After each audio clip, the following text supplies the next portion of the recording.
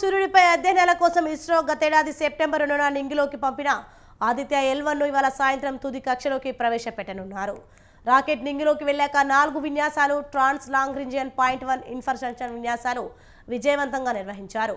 ఇది ఇవాళ 63 నిమిషాల 20 సెకండ్ల పాటు ప్రయాణించాక ఆదిత్య L1 అంతరిక్ష నౌకను భూమి చుట్టూ 2,35,19,500 కిలోమీటర్ల దీర్ఘ వృత్తాకార కక్షలోకి ప్రవేశపెట్టనున్నారు.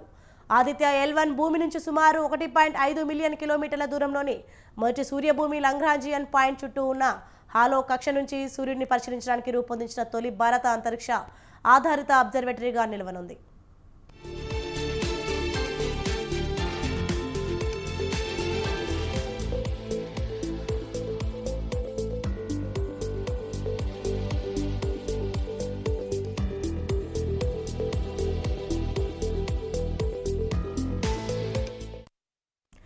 బ్రేకింగ్ న్యూస్ చూస్తున్నాం. సూర్యుడిపై అధ్యయనాల కోసం ఇస్రో గతేడాది సెప్టెంబర్ 2న నింగిలోకి పంపిన ఆదిత్య L1ను ఇవాళ సాయంత్రం తుది కక్షలోకి ప్రవేశపెట్టనున్నారు.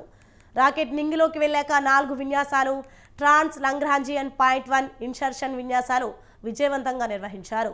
ఇది ఇవాళ 63 నిమిషాల 20 సెకండ్ల పాటు ప్రయాణించాక ఆదిత్య L1 అంతరిక్ష నౌకను భూమి చుట్టూ 2,35,19,500 కిలోమీటర్ల దీర్ఘ వృత్తాకార కక్షలోకి ప్రవేశపెట్టనున్నారు. ఆదిత్య L1 భూమి నుంచి సుమారు 1.5 మిలియన్ కిలోమీటర్ల దూరంలోని మొదటి సూర్యభూమి లాంగ్రాంజియన్ పాయింట్ చుట్టూ ఉన్న హాలో కక్ష నుంచి సూర్యుడిని పరిశీలించడానికి రూపొందించిన తొలి భారత అంతరిక్ష ఆధారిత అబ్జర్వేటరీగా నిలవనుంది.